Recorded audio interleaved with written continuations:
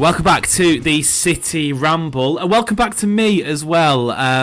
Back from an amazing trip in Argentina. Obviously, straight into the misery of Manchester City losing away at Newcastle. Apologies for sort of disrupted schedules in terms of episodes during the second week of the international break. With me being away, Adam got a little bit ill at times as well. He's been fighting a virus, so it's one of those. But we'll be back, obviously. Big few weeks coming up. I think it's a midweek game every single week right through till the end of the year. So plenty of football to speak about. Joining me, Amos Murphy, to speak about this game, Matt and Joe. Joe, let's kick it off then. Moment of the weekend, if you can sort of summon something to be positive about after that result in the northeast. Well, I mean, it's not going to be football related. I mean, you could maybe say a point about Liverpool losing, but it's actually going to be because I've got a little bit of a mystery in my flat that has occurred over the weekend. We've got a missing tea towel thief that is awry in my flat, and no one has decided to own up to it yet. I've been telling them that I will find them and I will hunt them down. I'll figure out who's nicked it because this is the fourth time a blooming tea towel has gone missing. I mean, this is a proper Theo Baker story, but that's my moment of the weekend. I've had to turn into Sherlock Holmes, and I'm sure that at some point it's going to magically reappear. I'm going to be acting like I'm delusional. It never even happened, but there is a thief amongst us and I will find them. Is that a threat? It is a threat. It is a threat, and I will clip this up and make sure to send it to everyone in my flat so that they know that I will find who has nicked my tea towel. Well, I hope that tea towel gets found. Matt, you'll find out next week. It's hard to follow that. Yeah, we've got a mystery, a storyline forming here at City Ramble HQ. You're not the tea towel thief, are you? You're not sneaking into Joe's flat and taking it. Listen, if I was, I wouldn't own up to it, would I? I wouldn't own up to it. But no, my moment of the weekend cannot top that. Simply can't. But mine's probably to come. I'm actually, after this, I'm gonna have a roast dinner. It's waiting for me downstairs. Wow. So that's probably what it was. It would have been obviously City winning, but we'll get on to that. Well, no, it's probably me roast dinner downstairs, or yeah, fair play, solid, absolutely. It's that time of year where I think roast dinners are getting whipped out. I don't know. My mum always says, "Oh, do you fancy roast dinner in August?" And it's one of them things like it can't be warm and sunny outside, and you sat down with the full the full works. It's got to be a rainy, miserable, cold winter's or autumn day, and hits the spot. I will say, as we're recording this at the same time, Inter Milan versus AC Milan are playing. Got a little bit of red wine watching that. So far, it's been an okay match. Maybe it turns out to be dross. Maybe it won't be the moment of the weekend. But I'm crossing my fingers because, as we've mentioned, football-wise, it wasn't a good weekend on several fronts. Liverpool losing, fair enough, but that's kind of par for the course at this point. Joe, we go into that 5:30 game on a Saturday at Newcastle. And I don't know, from the first minute, I was just getting bad vibes. I think Donnarumma almost passes it. Well, he does pass it.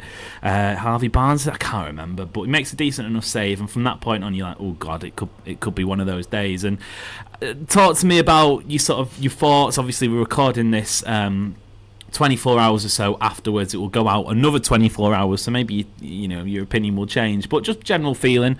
Obviously Newcastle 2, City 1. Where have you landed so far? Well, I think you got it spot on really by saying it's just one of those days. I mean, it was one of them where for the last couple of weeks, every 50-50, every VAR decision, every sort of referee decision has gone our way. Yesterday it didn't. And I think I can wholeheartedly agree that we did have pretty bad vibes pretty early on. I think, obviously, you spoke about the Donnarumma giving the ball away, but at the same time, I think it wasn't too far afterwards that Haaland had that chance where Pope comes rushing out, and then he just... I don't know what he does, but he goes to like dink it or put it past him and then kind of gets his mind caught in the middle of it because he's got... You know what pissed me off about that Pope the most is we've seen Haaland, he gets the stick for being, one-dimensional tapping merchant, which we obviously know isn't the case. But we've seen Haaland skip and dribble past some of the world's best defenders. And in my eyes, I feel like he's bottled a 1v1 against Nick Pope, for fuck's sake. Just...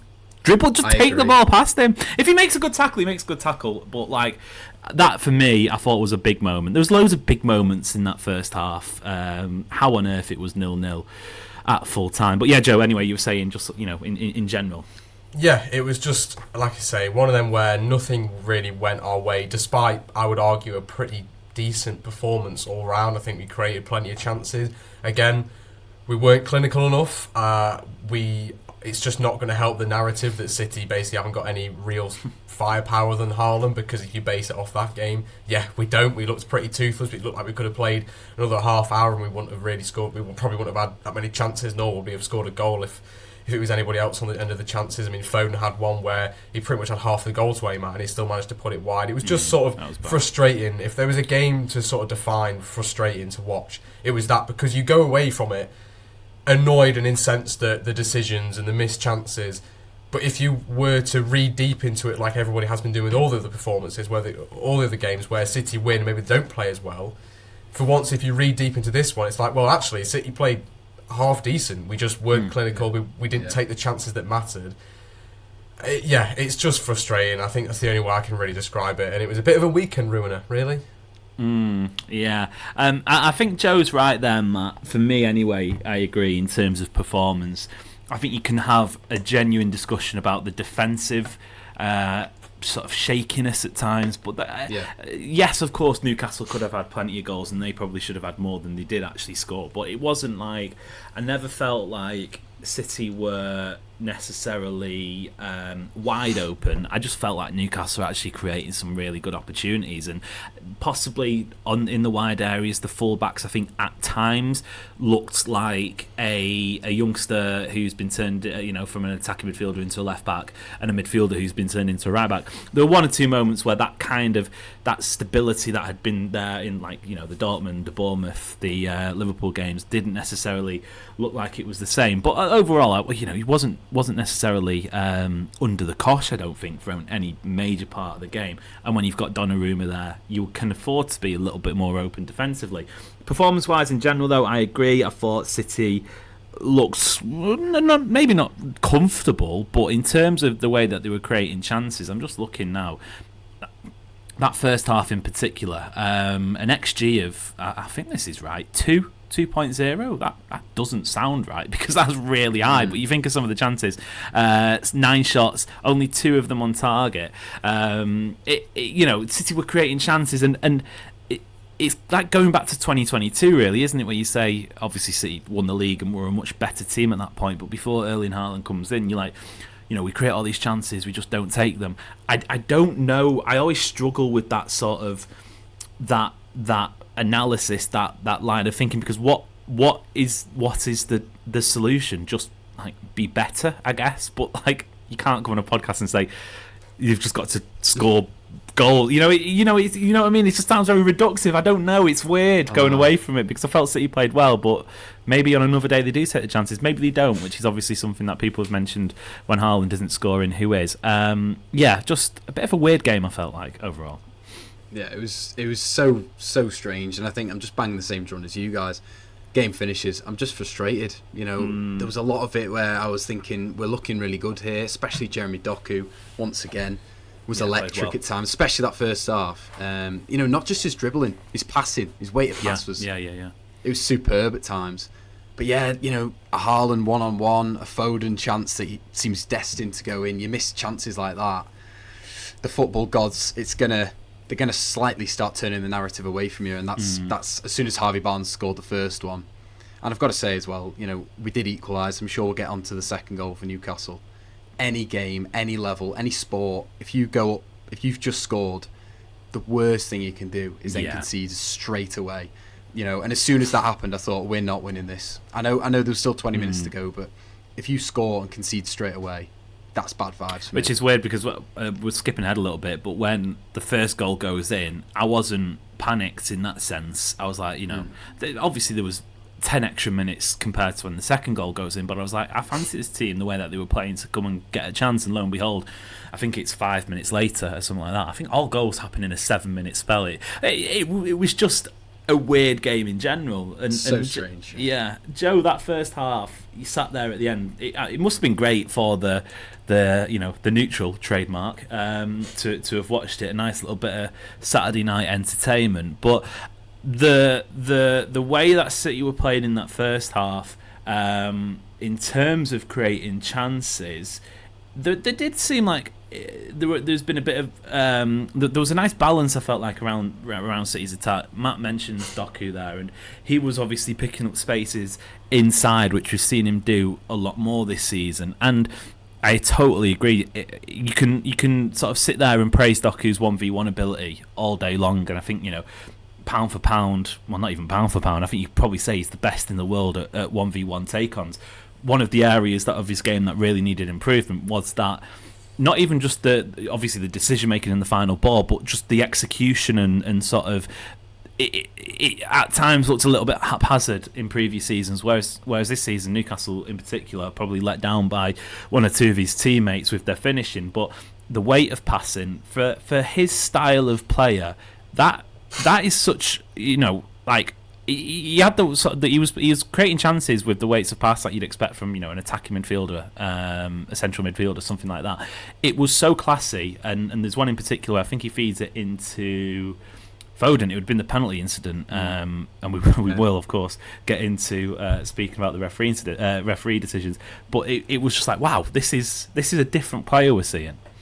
Yeah, I think he's definitely a bright spark in what is a bit of a disappointing sort of game as a whole. I think he made 4 chances, which was the most in the match. Wow.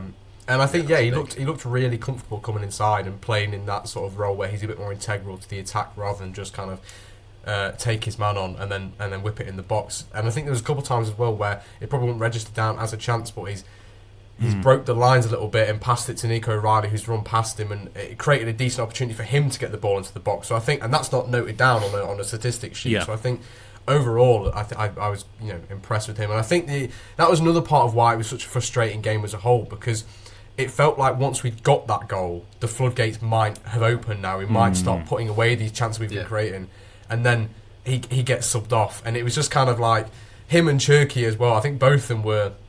I think Cherki created 3 chances in the entire match, so he was only one behind Doku, who created the most. Both of them were very, integral into City's attack. Cherki was getting quite a bit of stick. I couldn't wrap my head around it. People, don't get me wrong, there was a moment where he tries a flick in the middle of the park, and we've seen this a few times now, and he gives the ball away, and then, Newcastle very, very, very nearly score. But I saw all sorts of weird comments about Cherki's performance, and, he didn't light the place up, but I thought he played well, and again, robbed of an assist. Phil Foden has to do better with that chance. I mean, and he played a pretty important part in our equaliser. So I think, I think there are. You can't. I wouldn't dig people out and blame specific players for this loss. I don't think. I think it was more just a collective kind of failure of not taking chances and not maybe being as switched on after you equalise and etc. etc. I wouldn't say I say it's more of a collective issue than it was sort of individuals, but. I wouldn't be singling out Cherki. If there was one to blame, it wouldn't be him. It wouldn't be Doku. I think they were, like you said earlier on, they were let down by their teammates for not putting the chances away. And it was just disappointing to see that when it felt like, okay, we might turn up now, we might put these chances away, they weren't even on the pitch. I would say though, on just mentioned Cherki, the team as a whole, I was really surprised that he didn't change it. I don't know what you guys thought, because the Liverpool game, especially, I thought Cherki really.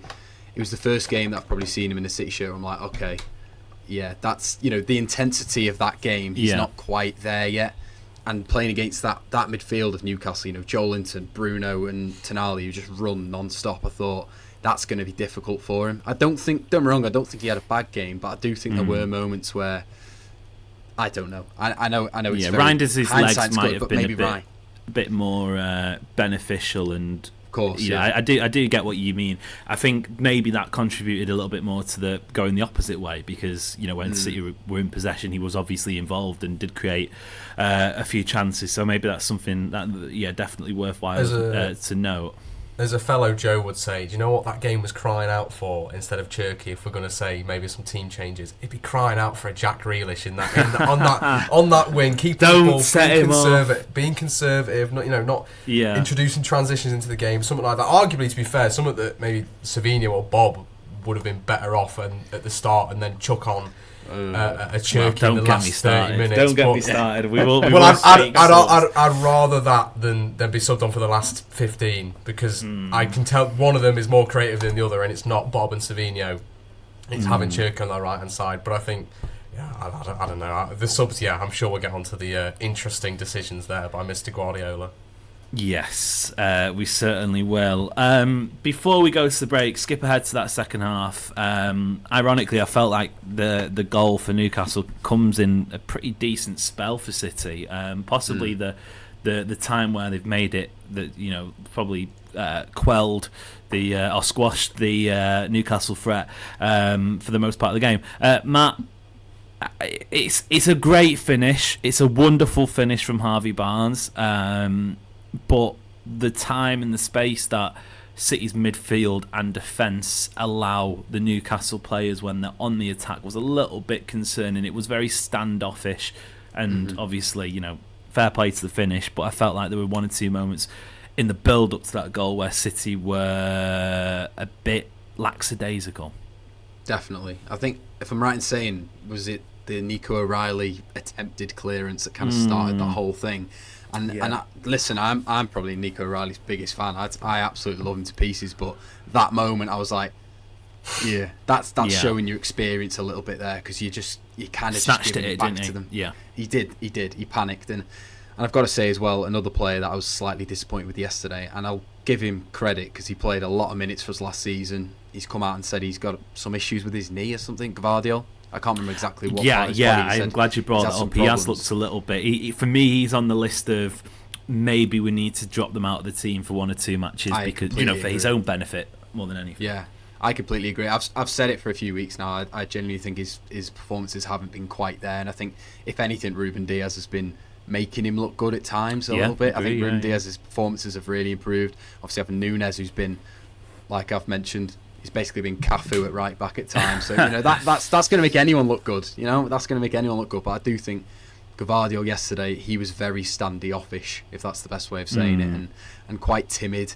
And I think O'Reilly was a little bit towards the end of the game as well. And I think that left hand side really, really got caught at, and that kind of led to their first goal, didn't it? Yeah, I chucked Nunez in. Name dropped him before when he said maybe he looked less assured. Probably a little bit harsh because there were some great recovery moments. There was, yeah. Yeah, so maybe I've been a little bit harsh there, but I agree with the Gvardiol shout. I thought, Joe, for that first goal, he was the one that was possibly standing off the most. Defensively for the second goal, Jesus Christ, lads! Like what the hell is going on there? Because speaking of moments to clear the ball, it's.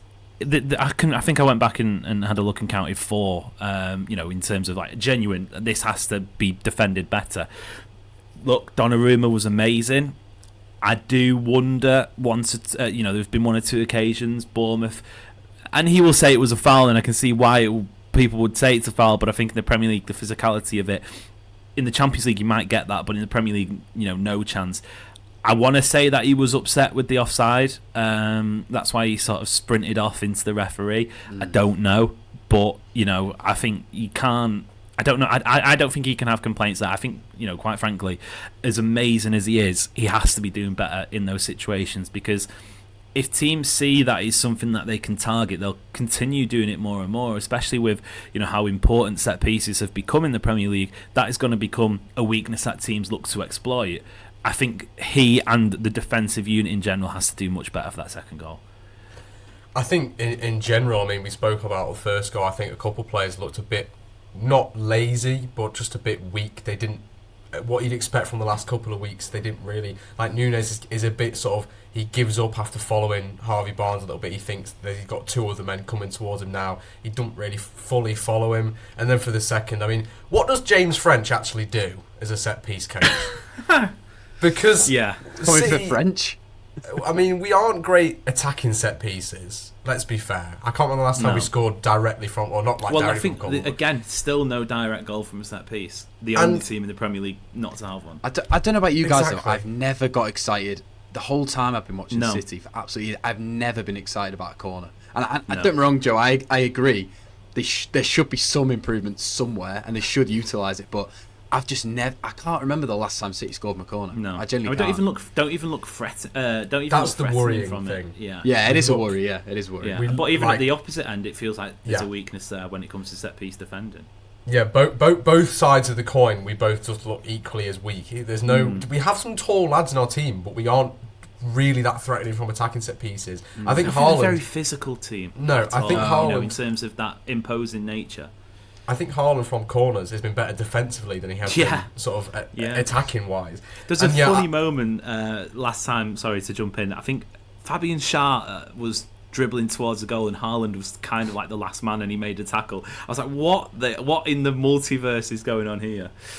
Yeah, I don't know what it is from set pieces. I think we don't want it to become a trend that teams know they can get at us. I think it was before we signed Donnarumma and there was kind of the rumblings about him. I think Nobbins made a great video about it and said sort of the two weaknesses are his ability with the ball at his feet and him sort of coming for crosses. And I think in the first few weeks and few games, or at least the last 10 sort of games, he's been perfectly fine. There hasn't really been too many issues. But I think now we're starting to see. Yeah, he does get a little bit weak from corners or from balls whipped into the box.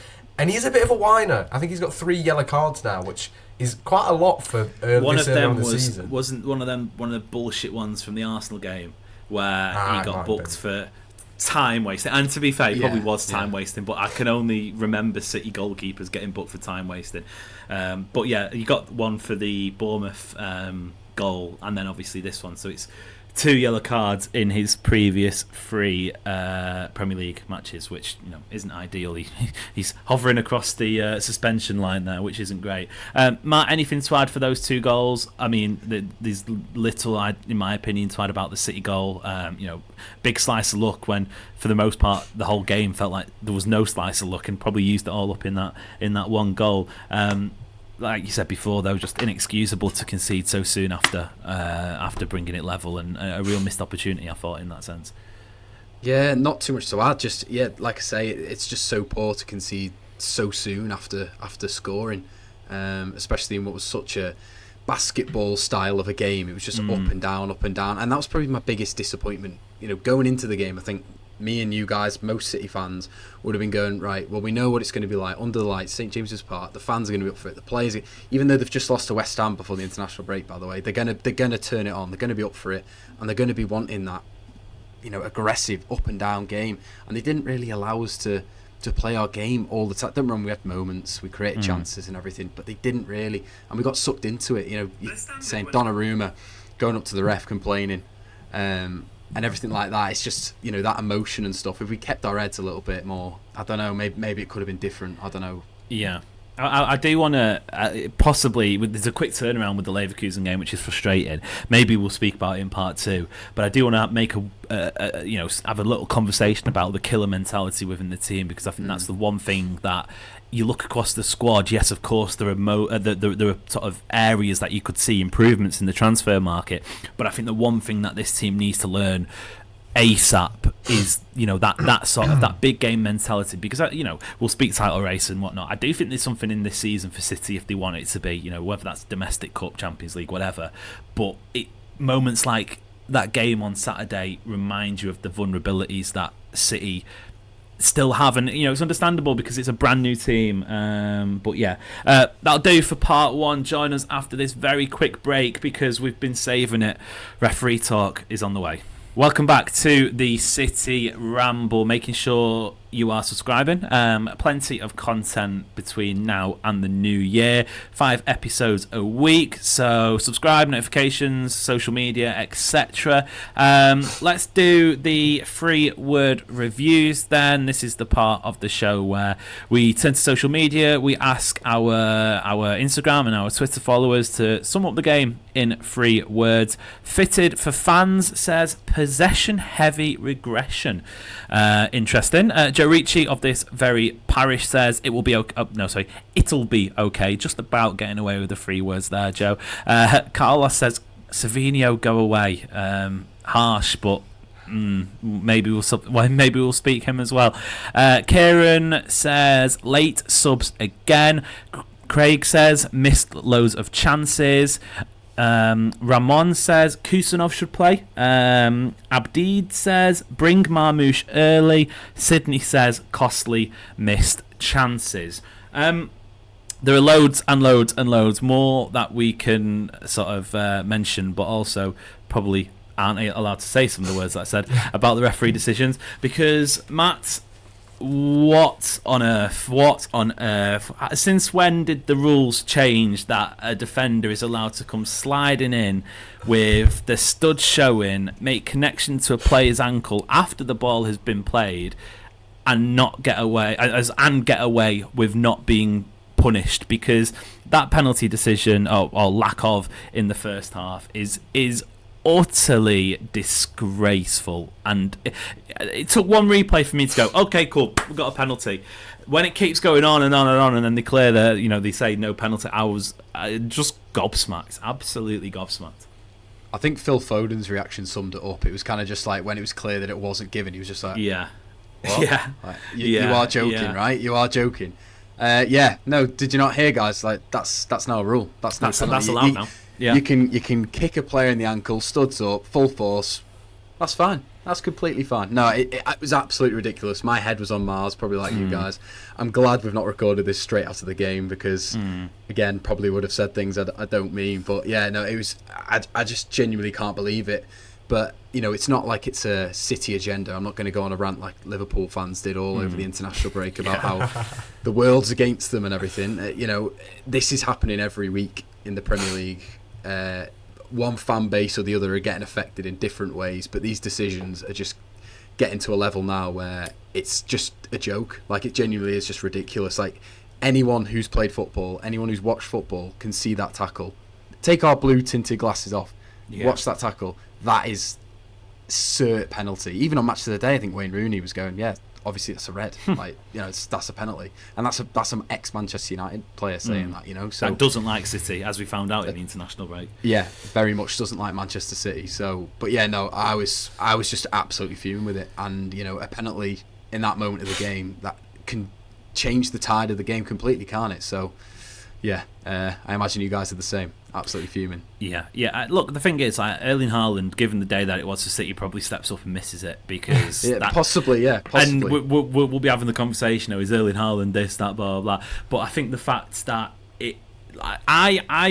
more often than not, I'd say 8 times out of 10, maybe 9 times out of 10, I fall on the side of I can see and I can understand why referees make mistakes on the pitch, because maybe their angle wasn't great. I don't know which side the assistant referee was on, whether it was near or far side. Maybe they didn't see it. Maybe, it happened so fast. I was never, ever, for VAR, I was never a fan of it coming in. I thought it just didn't. It wasn't necessary. It completely changes the sort of the way that football is refereed and played in general.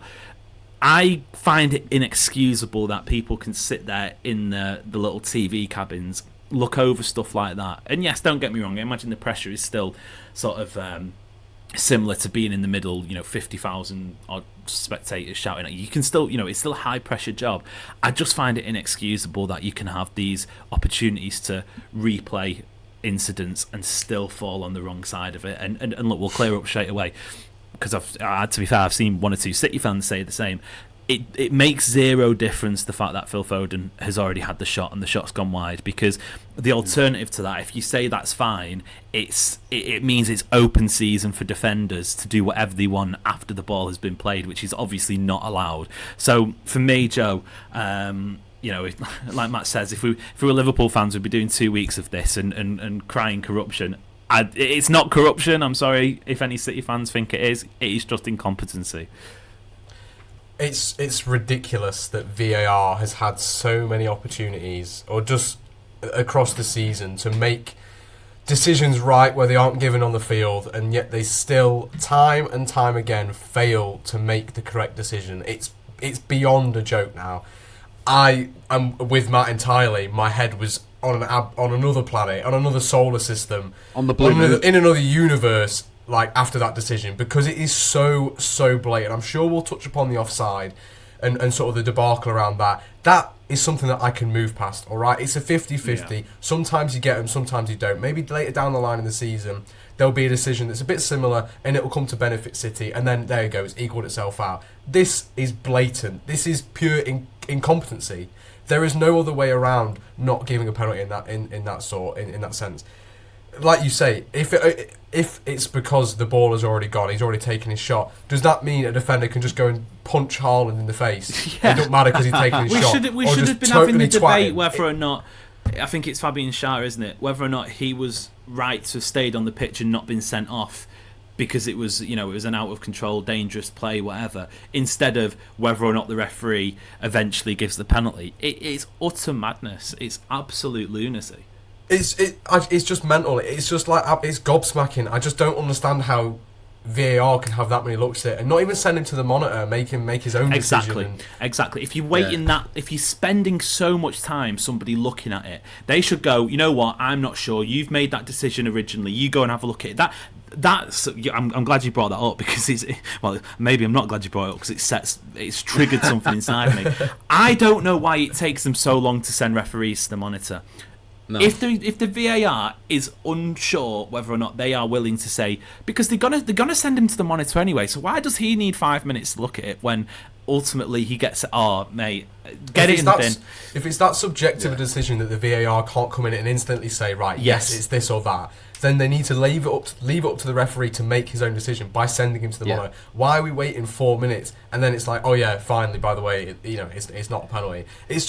And again, I think you brought it up on the City Ramble TikTok. If this happens anywhere else on the pitch, it's given as a foul. Exactly. Why is it just because the it's in the referee penalty did box? Three times. I sound like Pepper Anfield that time, but 3 times after that. And I am that obsessive, that sad that I was counting them. There was an incident where the ball was played and a late foul came in. It happened for both teams, not just against City or for City. And the referee gave a foul, and I couldn't believe the cheek of it, Matt, to sort of sit there and do it, because that's what they were saying on the commentary. I don't think they made nearly enough as they should have done about it, to be fair, but saying like, oh well, he's already had the shot, so therefore just bonkers, absolute bonkers. And then it's crazy. You have the offside situation, which everyone who has 2 pairs of eyes, it looks like it's offside, and look, I know angles change, but what on earth was that faff about as well? Just bonkers. Honestly, it's just, I just feel like it's just another. Do you remember? I can't remember when it was, but Mike Dean said something about one time. If it's one of their mates who's a referee or in the VAR, they kind of like that. I genuinely think that's why they didn't send him to the screen, because they know from the raucous atmosphere that is St James's Park, he's going to get all sorts of abuse going to the screen, and then it's a different sort of decision. That I don't know, but I just feel like the referees, VAR, sort it out, because it's ruining football across the board, not just for us. Just across the board. Like you say, Joe, I can easily move past the offside easier. As soon as I saw the first replay, I thought it's absolutely offside.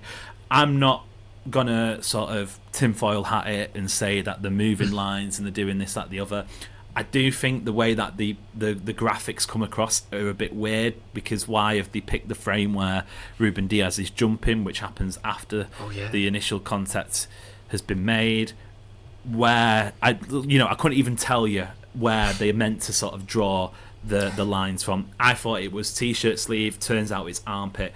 I think you can move past it, but just the process in general, Joe, that was also another absolute car crash.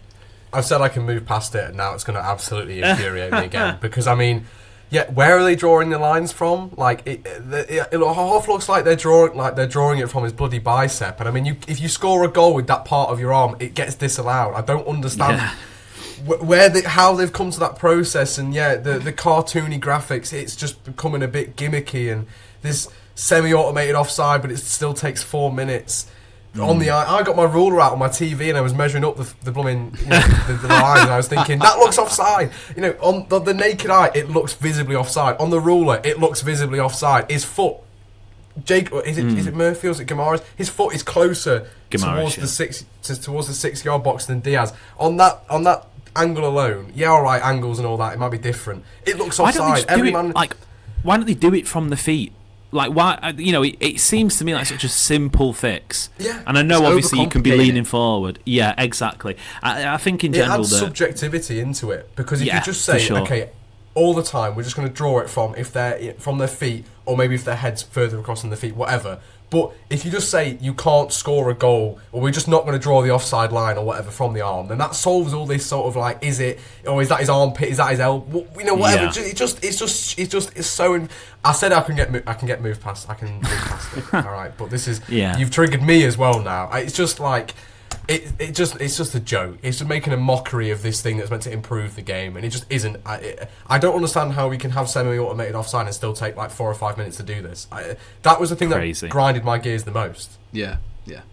Totally agree. I'd get rid of it tomorrow. And I think with that, I like I said before, I accept mistakes will happen from referees because you have to accept that mistakes will happen from players and managers and whatnot. That is part of professional sport.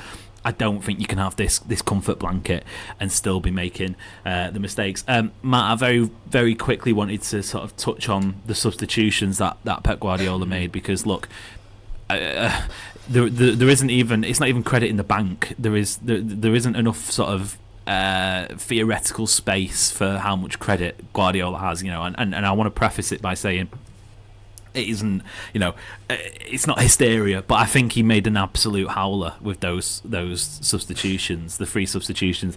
Maybe less so Reinders, because Bernardo Silva obviously coming into his certainly is in his latter years, fatigue-wise. Thought he played fine, but wasn't necessarily standout. Doku, probably City's best player on the pitch, less so in the second half, but definitely the first half, and as we've seen, he's getting better at sort of just getting goals out of nothing. I was enjoying the performance of Shirky. I thought he's a player, that, go back to Swansea, for example, against those deeper blocks, he can pick something out. If I need a goal, and it happened immediately after the second goal, so City were definitely sort of in need of a way back into it, I'm not turning to Oscar Bob and Savinho. I thought that cameo from Savinho was deeply unacceptable, and my patience with him is wearing very, very thin. He just... I don't like to read into like body language because we're all different, right? But his body language, it stinks of like Martial at United. And it's just like bad shout, just that face of just like when he had that half volley at the end and just whacked it over. He moves about with the air of someone who feels like they're owed something, which is wild for a man with 1 Premier League goal. It's like, come on, mate. But you say he's got 1 Premier League goal. Why is Pep turning to him when we're looking for and you've got Omar Marmoush. I've got to say I feel really sorry for this guy because he is unbelievable. He's a match winner. He's got that killer instinct that we need. Don't get me wrong, he could have come on 60th minute and not scored. But at least we're giving ourselves the best possible chance. Oscar Bob and Savinho have not shown us once this season that they've got that in them to take up. Not even score, create a chance. Let's be honest. Oscar Bob and Savinho, they've been so hesitant, the pair of them. They're not going to. They're not going to make anything happen. I think you can completely killed the game. It did. Nothing was going to happen. I said as soon as they got the second goal, I kind of felt that's kind of it.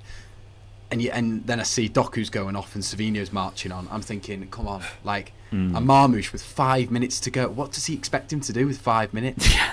You know what I mean? It's just so frustrating. And like you say, Amos, he's got so much credit, Pep. I'm never going to say he should do this, he should do that, whatever. The result could have been the same, could have been worse if it was the other way around. But how he's not bringing on Marmoush earlier on, I just don't understand it.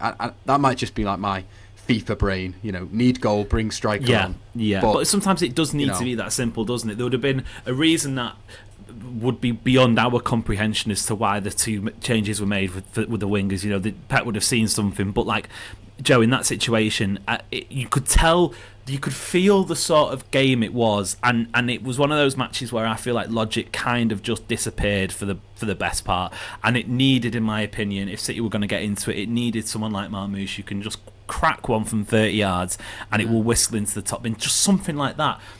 I think for different but somewhat the same reasons, Savinho and Oscar Bob are really starting to worry me. I was amongst the people who, going into this season, would have definitely taken had Spurs bid, which I don't think they did, which is something that is kind of being misremembered. But had Spurs bid 75 million quid or whatever it was, I'd have definitely taken it. But at the same time, I was quite happy to see how Savinho in a second season in a more balanced City team might have played out. I feel like his head's been spanned completely by the Spurs saga, And Oscar Bob, I raised concerns after the Tottenham game where I was like, okay, cool, it's all right doing it when City are sort of going in the right direction. Can you be the guy that when things are going against City steps up and does something? I think several occasions this season we've seen him go missing when it matters, and yeah, frustrating. Another frustrating part of this match, I thought, but the subs sent my head. If my head was on Mars for the referees, I think I was off to Pluto after I saw the substitutions. Yeah, it was just like you say, another frustrating thing. It's just baffling. I think I don't want to dig players out, or I don't want to dig Pep out because, like you say, he's got enough credit in the bank. But I think one sort of consistent chink in Pep's armour is substitutions. He seems to make them too late, not utilise enough, a bit stubborn when it comes to substitutions, and sometimes, like Saturday, they just don't make sense at times. I think you're right. It killed the game off entirely. If you're thinking in the situation of, right, now we might finish some chances, we need a bit of chaos, we need someone who can just pluck one out of nowhere, someone should just get a goal out of nothing, create a really good chance for Haaland out of nothing. They are not the two players that you turn to. And I don't want to be in the position where I am saying that, because I was firmly in your camp where, to be honest, I've said it many a time on this podcast, I didn't want City to sell Savinho. Even if they had put 70 million in for him, I didn't want to sell him. I was firmly in the camp of, look, give him 2 or 3 seasons at City. He might be better than Rodrigo or whoever else we're being touted in with getting him to replace, or getting him replaced with. I'm in the same boat now. My patience is really wearing thin with him, because it just, body language, whatever it is. I've never known a Brazilian lose the Eno off his name, but like it's been rightfully taken off of him, because snatching at that chance. I think if you put Mahrez or Sane or somebody else in that position, I know they were different player. You know, they were performing maybe above their age group potentially for when they were at City, especially in Sane's case. But they don't snatch at that chance. They don't blaze it over the bar. They at least keep it down. They get it on target. Yes, if it's blocked or saved, whatever. But they aren't snatching it in that position. They're creating more than he did. They're creating more than Bob did. It's worrying. We're in a really worrying position here, because I'm not sure if Spurs or anybody else came in next summer, how much money we'd be able to get out of them now for Savinho. I'm not sure what the market's like in terms of, or how we can, people to say about Elise, but can we really test the waters with him? Stuff like that. I'm not sure if we've left ourselves in the greatest position to go and then sell him now and replace him. I don't know what it is. It's just a really worrying situation. And the substitutions they don't, as soon as you saw them warming up, as soon as you saw them on the touchline with their kits ready, they just don't inspire that air of confidence. No. City, we're in this now, we're going to go get a goal. Whereas Marmoush does, I think. Yeah. You give him 5 minutes, and it just doesn't make... He is the player who will get you a goal out of nothing, or create a chance out of nothing. Or even so, if you're going to put 2 wingers on, and you're going to wait another 10 minutes to get Marmoush on anyway, just fucking put them all on at the same time. Is it really that hard? You might as well have 2 strikers, 2 wingers. Just throw the kitchen sink at that goal if you know that's what we need. Why wait another 5 minutes? I don't know. It's the one thing that frustrates me about Pep is just his substitutions and his stubbornness and the plays that he decides to pick from. And I just think that, it completely killed the game off, because all the City fans, you wouldn't have been able to hear it on TV, but they all would have collectively groaned when they saw it coming on, because they just know at this point that they're just not going to get... I know Bob had his moment at Newcastle last year or the season before, but that doesn't mean he's going to get you it again, Pep. And from what we've seen of them this season, there isn't that confidence that they are going to be the players to turn up when they're asked to turn up. So... I mean, that was my little substitution rant over, but it's just baffling. That's the only way I can really describe it. It's just more frustration to a frustrating and disappointing afternoon when I think after Liverpool and Arsenal have both won there at St James's Park now, there was that little bit of pressure because we played before Arsenal, and it means we can put the pressure on them if we do. That then in that moment when it really does matter, you take off 2 of the most creative players, you bring on 2 that have been heavily criticised for not being creative players, and then the one that you do think could get you that goal out of nothing is subbed on another 10 minutes later. Annoying. Very annoying. A very annoying game. I have to say I'm thankful that we're the Tuesday match, so it's a very sort of short turnaround, and hopefully, fingers crossed, back at home by Leverkusen. I haven't been blistering this season. They've still got a bit of talent, but hopefully can put it right there on Tuesday. Cool. That was a slightly longer match review, Matt, but plenty to have spoken about, and I think it's safe to say we spoke plenty and probably didn't even touch all of base, so maybe pick it up a little bit tomorrow in the Leverkusen preview. But thank you very much for your company. It was fun in a perverse way, I guess. It was fun. I feel a lot better now, guys. So thank you very much for letting me get my side of things off my chest. And hopefully Tuesday comes around. We're happy as Larry. Yeah, hopefully this is just a blip. Joe, thank you. It's been a pleasure as always. It's been good to be back. Actually, it feels like a bit kind of similar to Matt's. But like it's been a while since I've been on. Yeah. So it's good to be back. Too busy searching for tea towel. Tune in at some point across this week or next week. I will hopefully have an answer for everybody. Yeah, we'll need an update. Yeah, in this Sherlock Holmes mystery of who the hell has nicked my tea towel. Right, well, I'll let you go back tea towel hunting. Matt, I'll let you go and get your roast dinner. I'm going to finish off the second half of the Milan derby.